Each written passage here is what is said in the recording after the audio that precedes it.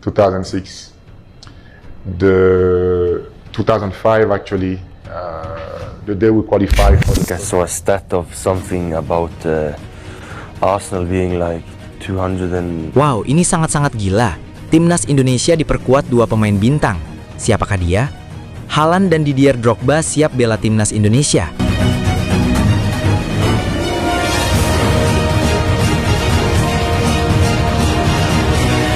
Ya, ini adalah kesempatan skuad Garuda untuk meraih juara Piala AFF dan Vivia Series. Tonton sampai habis ya, jangan dipotong-potong videonya, agar teman-teman semua paham isi videonya. Mantan Kapten Timnas Pantai Gading Didier Drogba mendorong para pemain sepak bola muda Indonesia untuk mementingkan pendidikan. Dengan pendidikan, Drogba yakin para pemain akan mencapai segala mimpinya.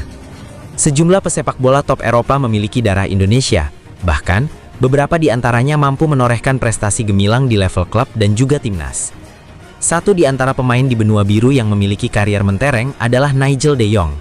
Pria yang kini berusia 37 tahun tersebut memiliki darah Indonesia dari sang ibu yang berasal dari Ambon. Selain itu, ayahnya berasal dari Suriname. Seperti diketahui, Suriname merupakan negara di Amerika Selatan yang sejumlah penduduknya merupakan keturunan Jawa. Meski memiliki darah Indonesia yang kental, Nigel de Jong lebih memilih membela timnas Belanda. Bersama tim oranye, de Jong mencatatkan 81 caps dan mencetak 1 gol. Prestasi terbaiknya bersama timnas Belanda adalah runner-up Piala Dunia 2010. Sama seperti Nigel de Jong, pencapaian terbaik Heitinga di timnas Belanda adalah runner-up Piala Dunia 2010. Darah Indonesia ternyata mengalir juga di tubuh Van Persie. Ex pemain Arsenal dan Manchester United itu memiliki darah Indonesia dari sang nenek pihak ibu. Diketahui, nenek Robin Van Persie berasal dari Surabaya. Mengawali karir sejak 1991, Van Persie merupakan satu di antara striker top Eropa. Selama 19 tahun berkarir, Robin Van Persie sukses mendulang 272 gol dari 593 penampilan bersama Feyenoord, Arsenal, Manchester United, dan Fenerbahce. Dia juga berhasil mencetak 50 gol dari 102 penampilan bersama timnas Belanda. Sayangnya, Van Persie belum pernah merasakan gelar juara dengan seragam Belanda. Adapun di level klub, pria yang kini berusia 39 tahun tersebut merasakan 8 trofi juara. Nainggolan adalah pemain keturunan Indonesia cukup terkenal yang berkarir di Eropa. Ayah dari gelandang berusia 34 tahun itu berasal dari Sumatera Utara yang bernama Marianus Nainggolan. Raja yang lahir di Antwerp, Belgia, telah ditinggalkan Marianus sejak masih kanak-kanak. Kala itu, sang ayah memutuskan untuk pulang ke Indonesia. Pada 2014, Raja sempat mengunjungi Indonesia. Pemain yang kini berseragam Antwerp tersebut mencari ayahnya dan coba memaafkan Marianus. Namun, bukan kasih sayang yang didapat Raja dari ayahnya. Perlakuan tak sopan malah diterima pemain yang memilih membela timnas Belgia tersebut. Saya pulang ke Indonesia pada 2014, saya ingin memberikan ayah kesempatan sekali lagi. Saya ingin bisa memaafkannya, tetapi dia mengabaikan saya dan malah meminta uang kepada saya. Jelas Nainggolan. Pria yang kini menjalani karir sebagai pelatih Rangers tersebut memiliki darah Indonesia dari kedua orang tuanya. Sang ayah, Victor van Bronckhorst, adalah keturunan Indonesia Belanda.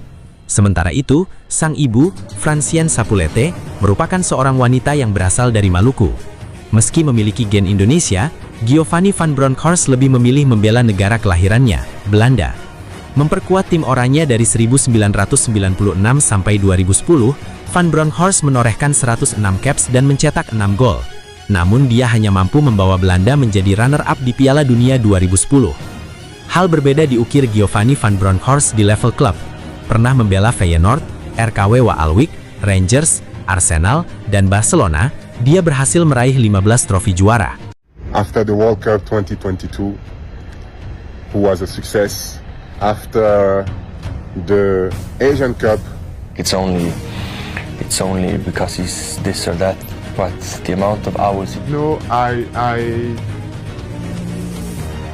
this is boring actually. Sederet pemain sepak bola dunia yang ternyata keturunan Indonesia patut untuk diketahui. Siapa sangka, beberapa pesepak bola yang reputasinya diperhitungkan di Eropa ternyata berdarah Indonesia. Beberapa dari mereka yang masih muda sempat mencuri perhatian PSSI dan pernah akan direkrut untuk membela timnas. Sayangnya, para pemain keturunan Indonesia tersebut tidak pernah bermain untuk tim Garuda. Lalu, siapa saja pesepak bola dunia yang ternyata keturunan Indonesia tersebut? Berikut adalah 7 di antaranya. Nama Emil Audero Mulyadi pernah menjadi sorotan jagat sepak bola tanah air beberapa waktu lalu.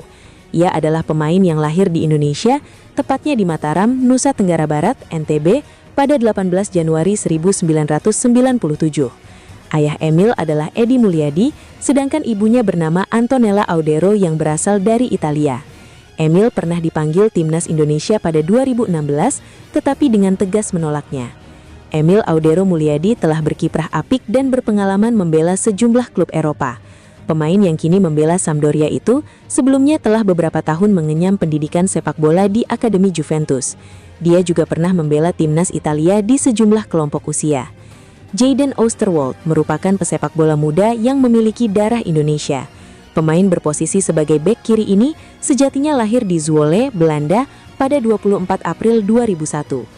Pelatih Sintayong pernah tertarik dengan Jayden Oosterwolde agar bisa direkrut untuk memperkuat timnas Indonesia U19.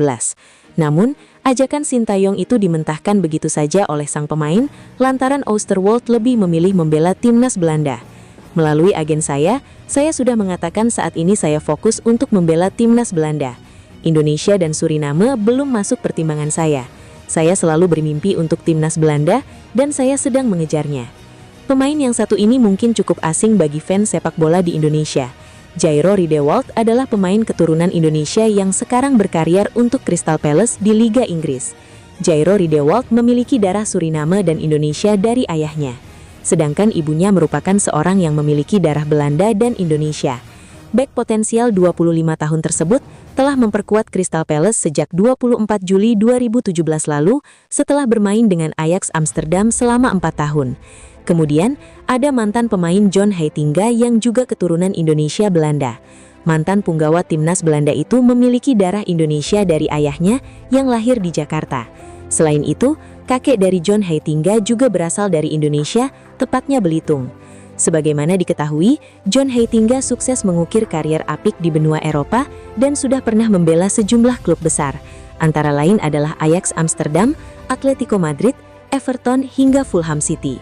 Pesepak bola yang kini berusia 38 tahun itu pensiun pada 2016 silam setelah membela klub yang membesarkannya, Ajax Amsterdam. Di urutan kelima ada nama Nigel de Jong yang juga memiliki garis keturunan Belanda Indonesia. Nigel de Jong memiliki darah Indonesia dari ibunya yang berasal dari Ambon. Sementara, Nigel de Jong diketahui dia berasal dari Suriname yang penduduknya terkenal merupakan keturunan Jawa. Namun, Nigel de Jong memilih menjadi warga negara Belanda. Sebelum gantung sepatu pada 2021 silam, Nigel de Jong pernah membela sejumlah klub besar Eropa seperti Ajax yang membesarkan namanya, Manchester City hingga AC Milan. Pemain yang satu ini juga tak kalah top dari nama-nama sebelumnya. Raja Nainggolan juga pernah membela sejumlah klub papan atas Eropa, khususnya Serie A seperti AS Roma dan Inter Milan.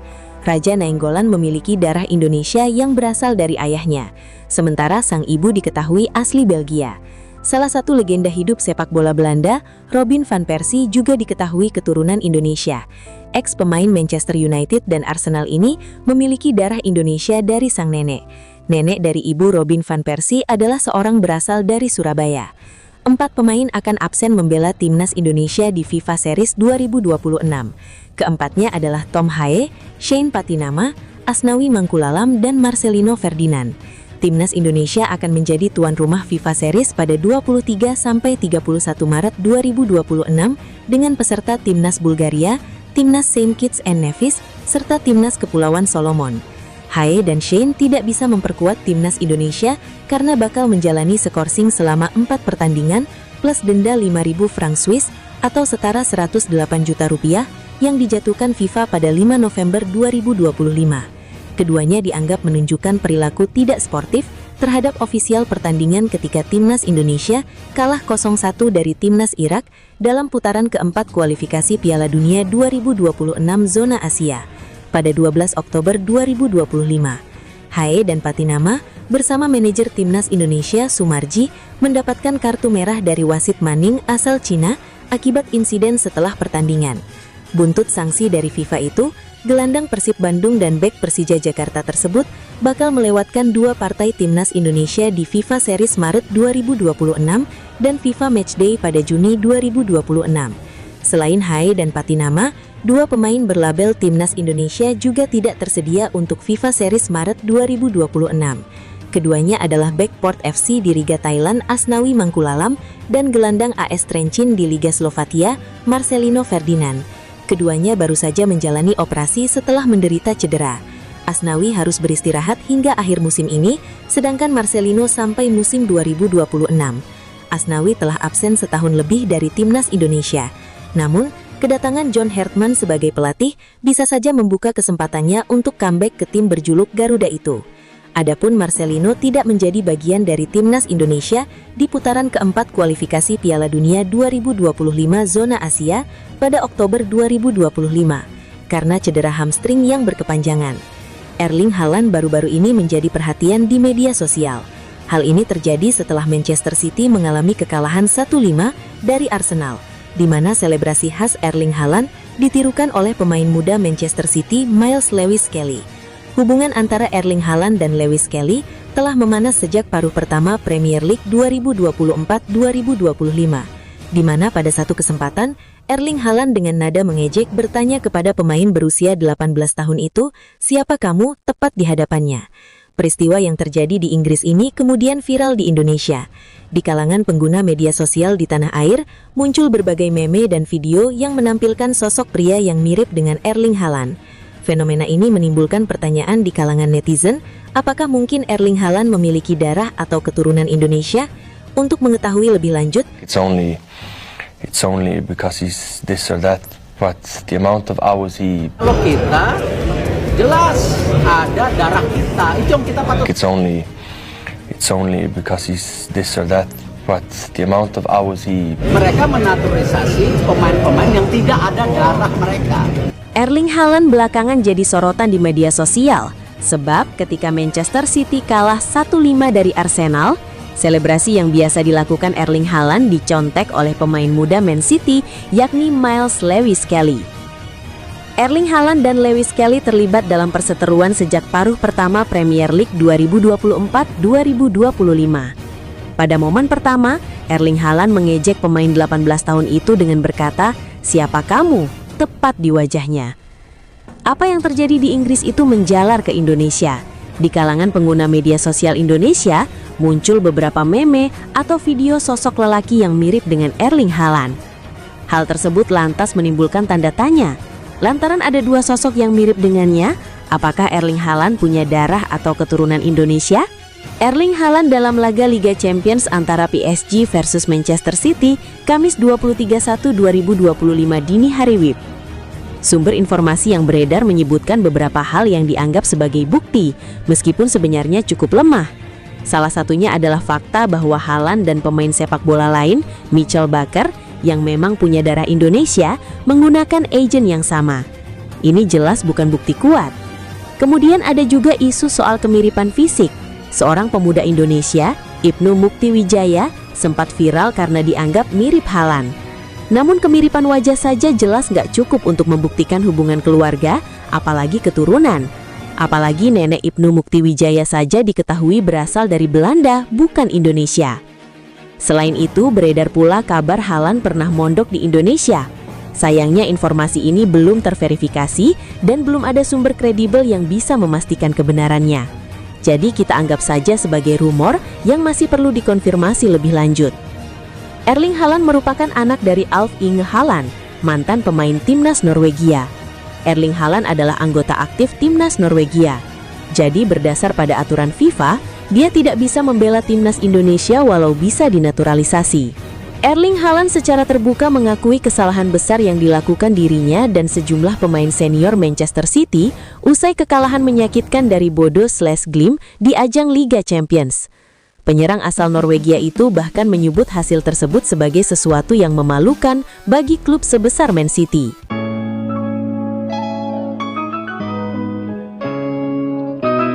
Do you have plans to add more European ball players to this squad?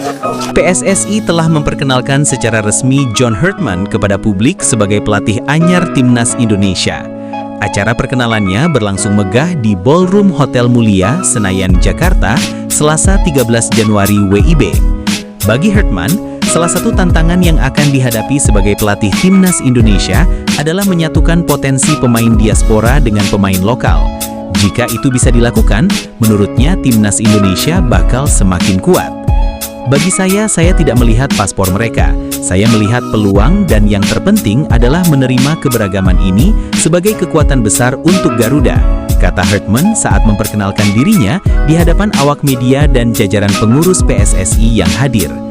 Hartman juga menyadari tekanan bakal datang setelah timnas Indonesia gagal mewujudkan mimpi tampil di Piala Dunia 2026. Menurutnya, itu wajar terjadi dan dia siap memikul tanggung jawab untuk membuat timnas Indonesia menjadi lebih baik. Terlebih, Hartman punya pengalaman serupa bersama timnas Kanada. Tentu ada tekanan, jelas, mengingat apa yang disebutkan sebelumnya sudah dekat tetapi belum berhasil. Jadi, apakah sudah siap menghadapi tekanan ini, terutama dari para penggemar? Anda datang ke sebuah organisasi, memimpin sebuah tim, memikul beban sebuah bangsa. Dan beban itu bisa saja menjadi kutukan atau berkah, papar Hartman yang berkewarganegaraan Inggris. Kami akan mengolah itu menjadi sebuah berkah. Ini akan menjadi sebuah peluang besar yang akan terus saya bagikan kepada para pemain, karena saya pernah mengalami momen ketika sebuah negara berhenti sejenak dan Anda lolos untuk pertama kalinya. Saya telah mengalami momen itu, tuturnya usai mengantar Kanada lolos ke Piala Dunia 2022 sejak 1986. Seperti dilansir situs resmi Kemenpora, John Hartman mendapat kontrak selama 2 tahun oleh PSSI untuk menukangi timnas Indonesia. Namun, ada opsi perpanjangan kontrak 2 tahun ke depan pada kontrak untuk menyongsong Piala Dunia 2030. John Hartman yang berusia 50 tahun tercatat sebagai satu-satunya pelatih di dunia yang berhasil membawa tim nasional putra dan putri dari satu negara berbeda lolos ke Piala Dunia FIFA. Bersama timnas putri Selandia Baru, John Hartman tampil di Piala Dunia 2007 dan 2011, serta mencetak sejarah dengan meraih 2 medali perunggu Olimpiade secara beruntun pada 2012 dan 2016. Sementara itu di sektor putra, Hartman sukses mengantar timnas Kanada ke Piala Dunia Qatar 2022 yang belum pernah terjadi dalam 36 tahun sebelumnya. Kemudian, peringkat FIFA Kanada langsung meroket dari posisi 77 ke 33 dunia. Pelatih baru timnas Indonesia, John Hartman, membuka kemungkinan menambah pemain diaspora ke dalam skuad Garuda. Ia memiliki visi yang luas untuk memperkuat timnas Indonesia. Seperti yang diketahui, Hartman yang berasal dari Inggris baru saja diperkenalkan sebagai pelatih baru oleh PSSI dalam sebuah konferensi pers yang diadakan di kawasan Senayan, Jakarta pada Selasa 13/1/2026. Dalam kesempatan tersebut, ia memperkenalkan diri dan memberikan pandangannya tentang masa depan tim. Hartman mengambil alih posisi yang sebelumnya diisi oleh Patrick Kluivert yang mengundurkan diri dari jabatan tersebut pada Oktober 2025. Keputusan Kluivert mundur diambil setelah tidak berhasil membawa Indonesia lolos ke Piala Dunia 2026. Ia serta stafnya pergi melalui mekanisme pemutusan hubungan kerja secara mutual. Ketika ditanya mengenai rencananya di timnas Indonesia, Hartman tidak menolak kemungkinan menambah talenta diaspora bagi tim Merah Putih. Menurutnya, untuk dapat bersaing di level internasional, sebuah tim nasional harus memiliki pemain dengan pengalaman yang cukup serta kemampuan taktis yang memadai. Saya pikir jika Anda melihat perjalanan saya di Kanada dengan timnas putra, saya punya filosofi yang sangat jelas, bahwa untuk bisa berkompetisi di panggung dunia, kita perlu pemain tier 1 dan tier 2, pemain yang bermain di 5 liga teratas dunia.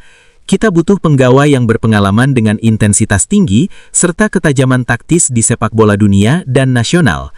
John Hartman menekankan bahwa saat ini, timnas Indonesia memiliki daya tarik yang kuat di kalangan diaspora. Ini disebabkan oleh kesamaan antara situasi tim Merah Putih saat ini dengan kondisi yang pernah dialami oleh Kanada di masa lalu. Indonesia memiliki potensi untuk memberikan kesempatan bersejarah bagi para pemain yang ingin bergabung dan berkontribusi dalam lolosnya tim ke Piala Dunia.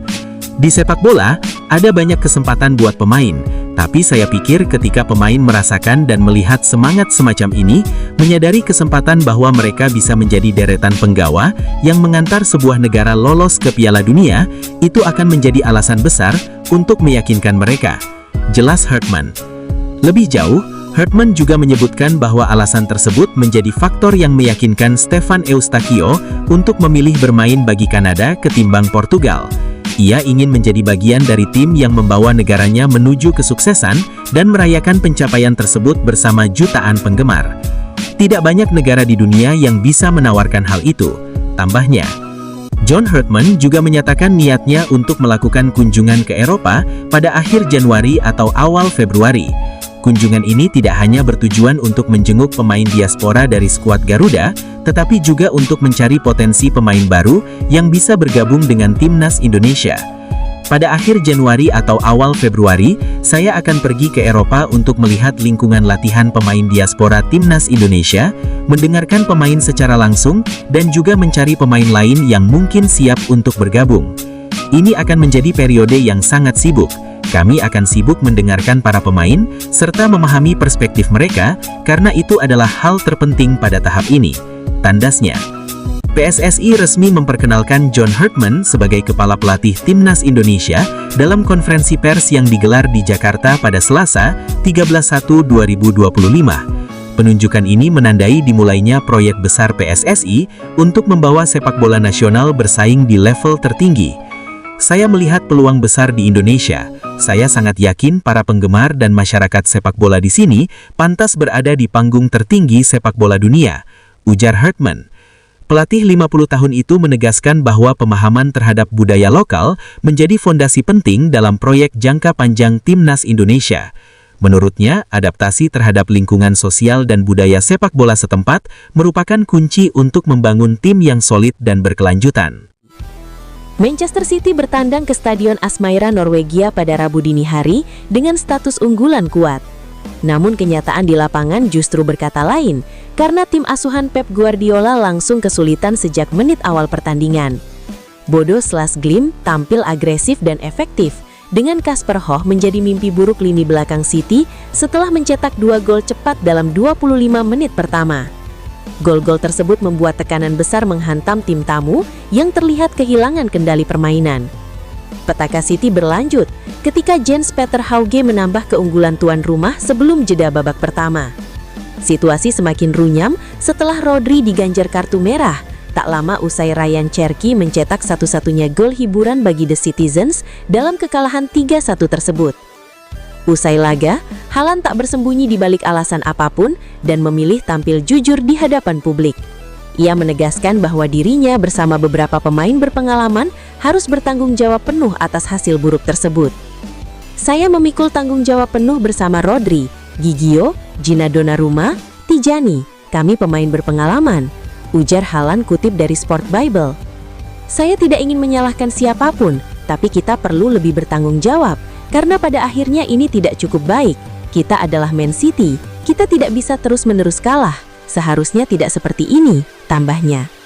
Secara individu, Haaland sebenarnya tengah menjalani musim impresif dengan torehan 26 gol dan 4 assist dari 31 laga di semua kompetisi. Namun kepulangannya ke Norwegia justru berakhir tanpa gol, memperpanjang catatan kurang tajamnya dalam beberapa laga terakhir. Saya tidak punya jawabannya. Saya bertanggung jawab karena tidak bisa mencetak gol. Saya hanya bisa meminta maaf kepada semua pendukung Manchester City, termasuk yang datang langsung ke stadion. Pada akhirnya, ini memalukan, ucapnya.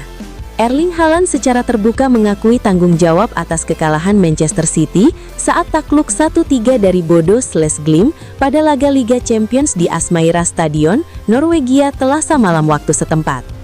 Striker asal Norwegia itu bahkan menyebut dirinya bersama 3 pemain senior City sebagai pihak yang paling bertanggung jawab atas hasil buruk tersebut. City yang datang dengan status favorit justru kesulitan sejak awal pertandingan. Tuan rumah Bodo Glimt tampil agresif dan unggul cepat lewat 2 gol Kasper Hoch dalam 25 menit pertama. Situasi semakin sulit bagi tim asuhan Pep Guardiola setelah Jens-Peter Hauge menambah keunggulan tuan rumah untuk Bodo Glimt. Manchester City sempat memperkecil ketertinggalan lewat gol Ryan Cherki, namun harapan bangkit langsung pupus setelah Rodri diganjar kartu merah yang memastikan City harus menyelesaikan laga dengan 10 pemain.